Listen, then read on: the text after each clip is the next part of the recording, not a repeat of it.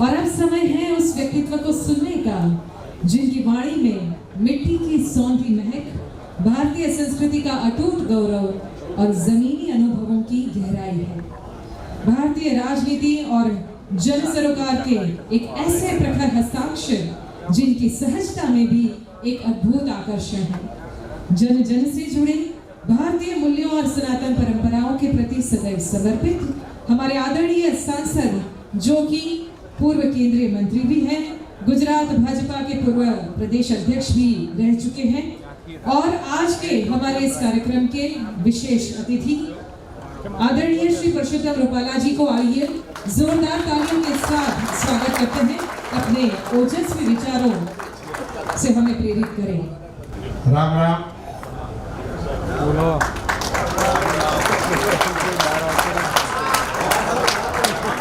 राम राम।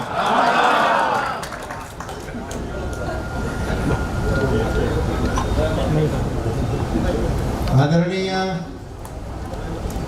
खेतान गढ़वी जी द्वारा लखाયેલો ગ્રંથ 50 વર્ષ પછી પુસ્તક સ્વરૂપે આપણી વચ્ચે આવી રહ્યો છે। એની મંગલ ઘડીએ એ ઘટનાના સાક્ષી બનવા માટે પધારેલા આપણા મહેમાન આદરણીય શશી થરૂરજી, ડૉક્ટર સી કે ગઢવી સાહેબ, આદરણીય વિભુદાનજી, વીએસ ગઢવી સાહેબ, મારે પુષ્પદાનજી અને મંચ પર બિરાજમાન ઘણા બધા મહાનુભાવો, વરિષ્ઠ વિદ્વજ્જનો, ગઢવી સાહેબના પારિવારિક સંબંધીઓ, સૌ વાલા ભાઈઓ અને બહેનો, આપ બધાને મારા જાજાથી જય માતાજી।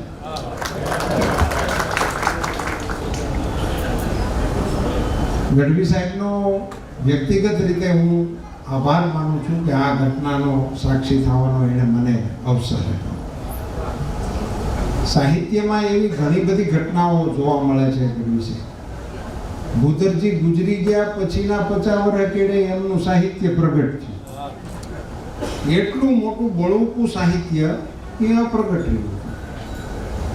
કવિ આપનું સાહિત્ય હજી રાહ જોવે છે પ્રગટ થવાની, હજી પ્રગટ થવાની રાહમાં ને બધા બળવકા લેખકો છે। એવું નથી કે એની પંક્તિઓમાં દમ નથી, જબરદસ્ત તાકાત છે, પણ નથી પ્રગટ થતી।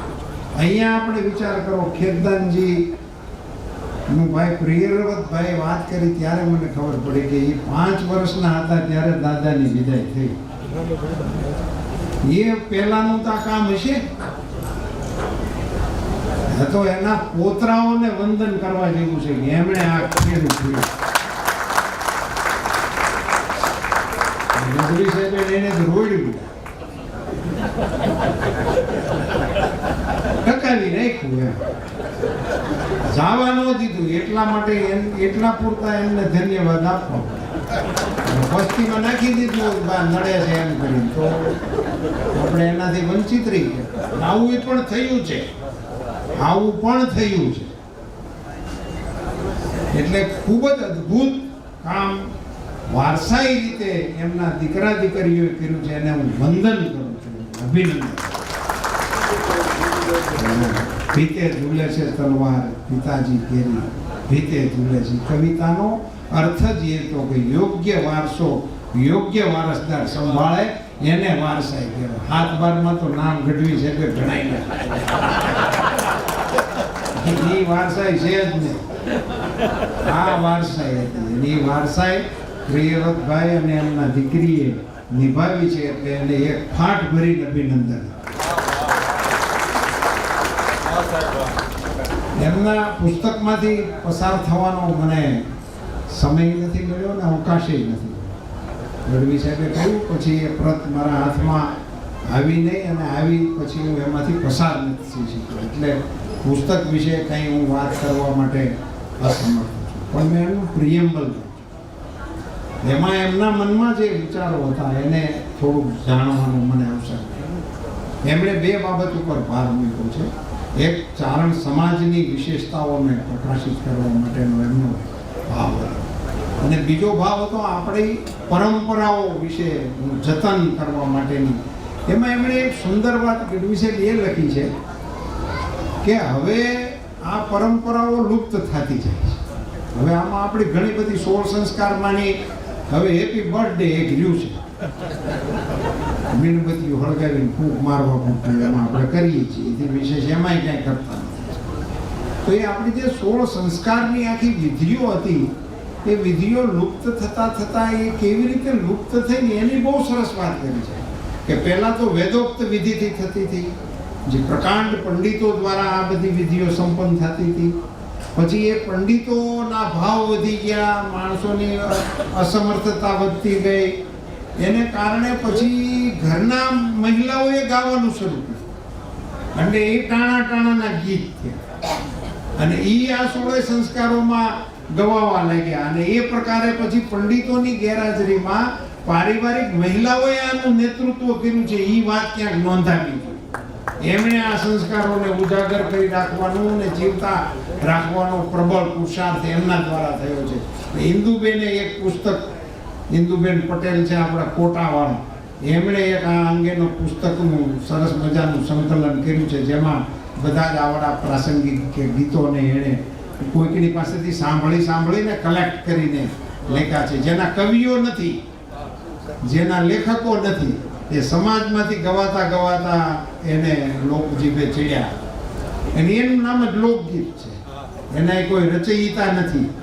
એ સામાજિક સંવેદનાઓ હોઠે ચડતી ગઈ અને એને સારા કંઠ મળતા ગયા, સમૂહમાં ઝીલાવવાનું શરૂ થયું, એટલે એને આપણે લોકગીતનું ટાઇટલ આપ્યું. તો આપણી આ પરંપરાઓને આ રીતે આહવાન મળ્યું. હવે એ ગયું, હવે ન્યાય ભાડાવાળા આવી ગયા. વરની ફયું જે ગાત્યું, મીઠા રાગે પરભાતિયા કરીને હવારમાં ઉઠાડતી હતું, જાનને વળાવતી હતી, વરરાજાઓને પહોંચતી હતી, એ બધું ગયું. સીતાને તોરણ નામ બધાય, ગમે એવો વરરાજો હોય, ગમે એવી કન્યા હોય, તો એના પોખાણામાં આપણા સમાજમાં કેવો રિવાજ છે કે એને પહેલી યાદ આવે કે તું સીતાની વારસદાર છો, તું રામનો વારસદાર છો, તું એ રીતે આ ઘરમાં મહેલમાં પોખાતા હોય તો આ ગવાતું અને ઝૂંપડે પોખાતા હોય તો આ ગવાતું. આ આપણા સંસ્કારની તાકાત હતી. મને લાગે છે ખેતાનજીને આનો બહુ મોટો વસવસો છે.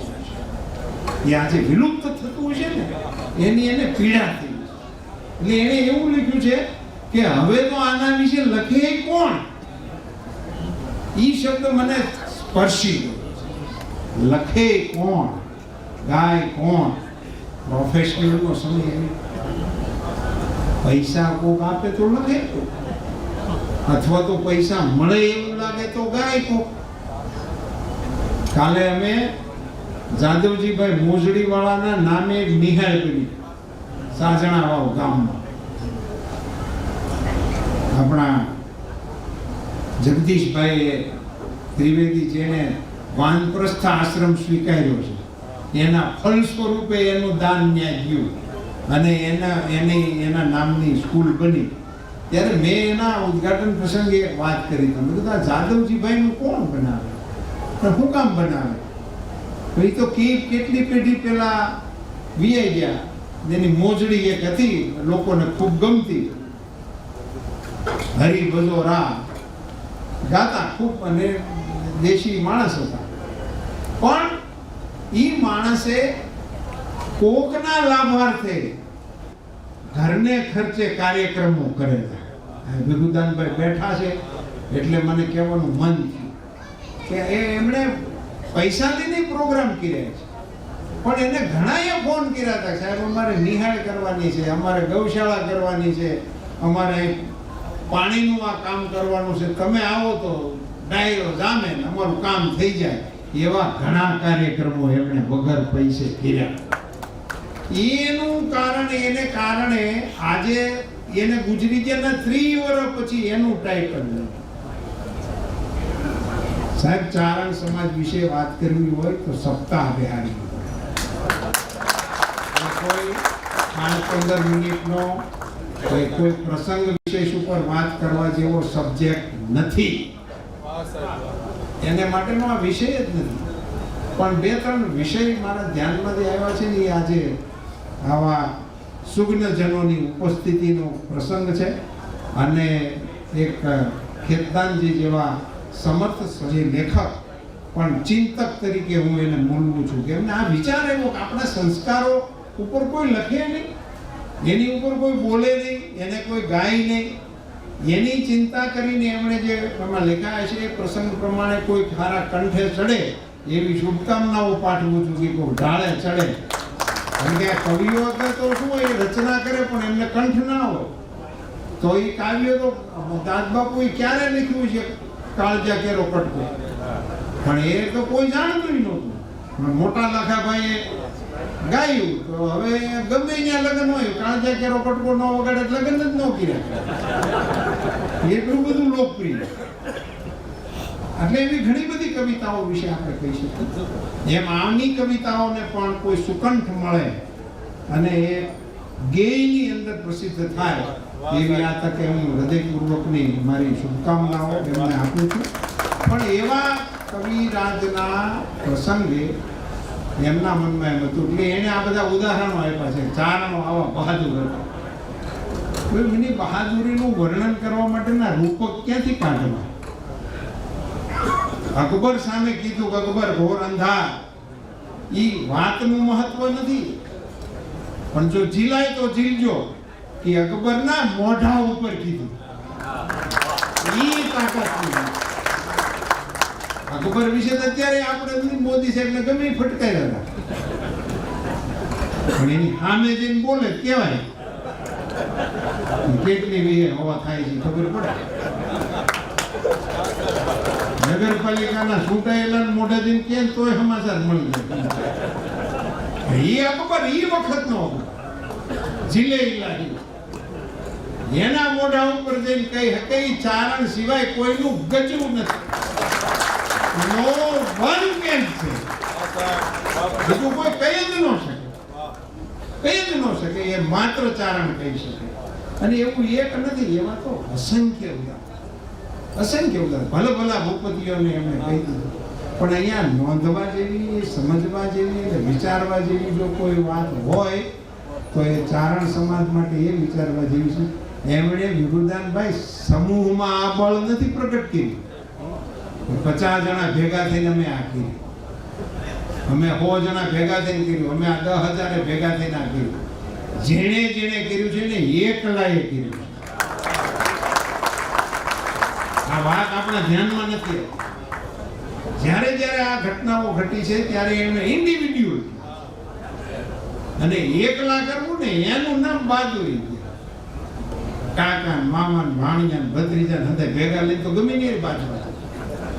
એકલા પોતાના મનમાં વિચાર આવે અને એ પછી ઘટે નહીં, ઘટે જ નહીં, પછી ના ઘટે. અને આમ તો અત્યારના કેટલાક જે મુખ્ય વિષયો છે, ધરણા, આંદોલન, સત્યાગ્રહ, એના પ્રયોજક જ ચારણ છે. લાંઘન શબ્દ તો તમારી મોનોપોલી છે. તમે ત્યાં ધરણાવાળાની ઉપર કેસ કરી દો. આ બેઝિક જ તમારી પેટન્ટ જ તમારી. ત્રાગા, ધરણા, લાંઘન, આ બધું જે કરતા હતા અને એ ઇન્ડિવિડ્યુઅલ કરતા, અને હજી સુધી એમાંથી કોઈ એવી ઘટનાના સમાચાર નથી આવ્યા કે એમણે એમના સ્વાર્થ માટે કરી. બીજો મુદ્દો છે અગત્યનો, એ કરતા હતા કોકને માટે, કાં કોઝને માટે અને કાં હકને માટે. બે ત્રણ ચીજો જ હતી, કાં હક હોય કાં કોઈ કોઝ હોય. અને એને માટે પછી એના મગજમાં આવ્યું, પછી કોઈ પૂછવાનું જ જાતું. પર્યાણ કરીને કે ભાઈ આપણે આ કરશું, પછી એમાં ન થયું તો લોહી છાંટી પછી એમાંથી પાછા નહોતા હાંકતા. આ ક્યાં મળે? આ કોઈ સમાજમાં ના મળે. આ ઈશ્વર દત્ત જે આખી કોઈ રચના થઈ હશે ને એમાં એક કોમ્યુનિટી બનાવવાનું ઈશ્વરને પૂજ્યું છે, એમાં આ સદગુણો સાથે આ ડીએનએનો સંબંધ. અને એવી એટલે બહાદુરી શબ્દ જે આવ્યો છે ને સાહેબ, એ એમાં એ ચારણ સમાજના વ્યવહાર અને વર્તનમાંથી પછી એના માટેનો શબ્દ આપ્યો હશે એવું મારું માનવું છે. શબ્દો છે ને ભાષાના, એ ભાષાના વ્યવહારો અને એની ઉપરથી ઘણા થવું છે. આપણે જે કરવા માંડીએ પછી આપણને એમ લાગે કે આને શું કેવું, તો પછી એનો શબ્દ પડે. જે સમાજમાં જે ચીજો બનતી નથી ને એના શબ્દો આજે નથી. અંગ્રેજીમાં અવેડો નથી. શશી થરૂરજી કહેજો, એની ઉપર પ્રકાશ પાડી છે. Is very much learned about English. કીડિયારું એનું અંગ્રેજી ન મળે, એનું અંગ્રેજી થાય જ નહીં, કારણ કે અહીંયા પૂર્વનું હતું જ નહીં. ફેમિલીનું ગુજરાતી જે આપણે કુટુંબ કરી નાખ્યું છે એ ખોટું છે. એ પતિ પત્ની માટે ત્યાં વપરાય છે. આપણે ત્યાં ફેમિલીમાં દાદાથી લઈને પોતરાની વચ્ચે આવતા તમામ સંબંધોને સમૂહમાં જીવવાની પ્રથા, એનું નામ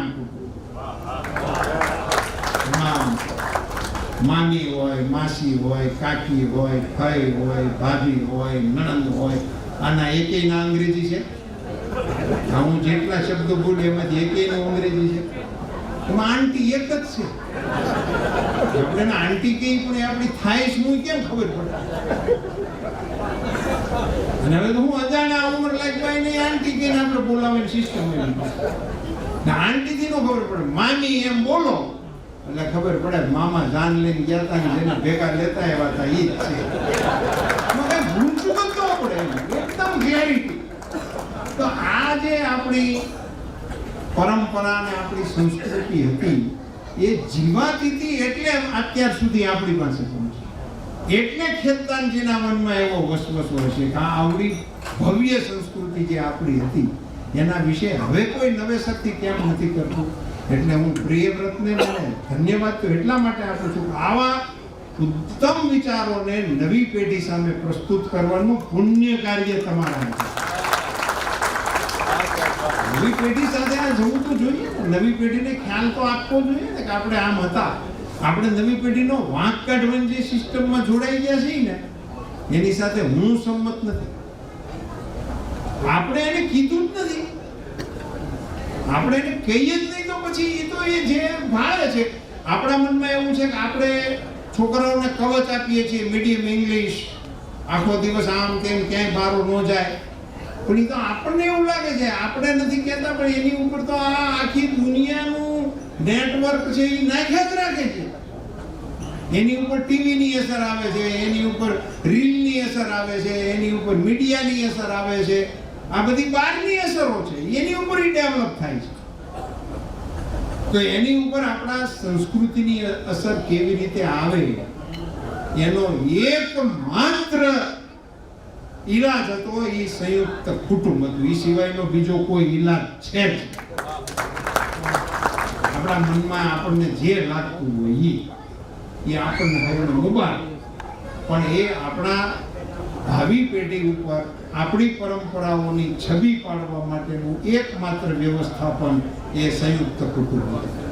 એમાં આ બધા સંસ્કારો જીવાય, એમાં આ બધા સંસ્કારો ઝીલાય. એની અસરોમાંથી આપણે અત્યાર સુધી બચી ગયા છીએ. જે એક કવિની કલ્પના લેખનમાં કર્યું છે, કુછ બાત હૈ કે હસ્તી મિટતી નહીં હમારી. ઇકબાલે લખી નથી પંક્તિ, ઘણા સારા ઉદાહરણો આપ્યા છે, પણ એને આનું સ્પષ્ટીકરણ નથી લખ્યું. કુછ બાત હૈ કે હસ્તી મિટતી નહીં હમારી. તો એ કુછ બાત એ આપણી પરંપરા, વે ઓફ લાઈફ. નામ મને બહુ ગયું, ધી મધર ઓફ મેનકાઇન્ડ. કેવું ગર્વિલું નામ. ફરીથી વિશ્વના મંચ ઉપર પ્રિયવ્રતભાઈ તમે ઉદ્ઘાટિત કર્યું કે આપણે મધર ઓફ મેનકાઇન્ડ અમે છીએ. મોદી સાહેબ એક શબ્દ પ્રયોગ કરે છે, મધર ઓફ ડેમોક્રેસી. બીજો સુંદર શબ્દ પ્રયોગ આવ્યો, ગમે એનીથી નહીં આગળ છે, ડેમોક્રેસી થી નહીં આગળ છે. મેનકાઇન્ડ ના અમે, એની માતા એ ભારત છે, ભારતીય સંસ્કૃતિ છે, હિન્દુ સંસ્કૃતિ છે. આપણે મધર ઓફ મેનકાઇન્ડ. અને એની એટલી બધી અદ્ભુત વારસાઈ આપણી પાસે છે કે એની ઉપર તો જેટલું લખાય, જેટલું બોલાય, જેટલું ઝીલાય એ અધૂરું અને ઓછું ગણે. આવા સાંપ્રત સમયમાં પુનશ્ચ આપણા ભવ્ય વારસા તરફ અંગુલી નિર્દેશ કરવાનો એક સુંદર મજાનો અવસર સી.કે. ગઢવી સાહેબે અને એમના પરિવારે આપણને સૌને આપ્યો. ગુજરાતી ભાષા, આપણું સાહિત્ય અને ગુજરાતની નવી પેઢી એ આ પ્રસંગથી અને આ કાર્યક્રમથી અને આ પુસ્તકથી ઋણી રહેશે એવો મારો નમ્ર મત છે. એનો લાભ બધા લે. આ પુસ્તકને ધ્યેય બનાવવા માટેના પ્રયાસો થાય, આના અન્ય ભાષાઓની અંદર ભાષાંતરો થાય. અને ચારણો એટલે સાહેબ બહાદુરીની વાત તો એક બાજુ, પણ માગ્યું કંઈ મળે એની મર્યાદા હોય. કરોડપતિની પાસે જઈને તમે લાખ પૈસાઓ લઈ આવી શકો, સોના મોહરો લઈ આવી શકો, જમીન જાગીરો લઈ શકો, પણ ચારણોના ઉજ્જવળ ઇતિહાસે માથાઓ લઈ લીધા છે. આની કલ્પના સુધા કોઈ બીજી ભાષામાં કે બીજા કોઈ સમાજમાં જોવાના માગીને કોઈ માથા મળે એ વાત આપણે વિચારવાની વાત કોઈને કરીએ જેને સમાજની કે આપણી સંસ્કૃતિનો પરિચય ન હોય એ આપણને ગાંડા કરે. એવી અદ્ભુત વારસાઈના વારસદારો તરીકે આપ સૌએ આ પ્રસંગને ઉજાવ્યો એને માટે પુનશ્ચ આપ સૌનો ખૂબ ખૂબ આભાર. આપ સૌએ મને સહી લીધો એ માટે પણ આપ સૌનો ભારત માતા કી જય. अपना अर्थपूर्ण અને विचारों के जय को बातों માટે खूब खूब आभार रूपाला साहिब के साथ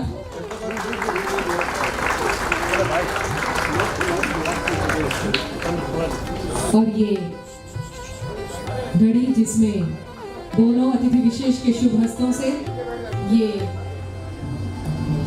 पुस्तक का विमोचन हो रहा है. आइए जोरदार तालियों के साथ हम भी इस क्षण को गौरवान्वित करते हैं.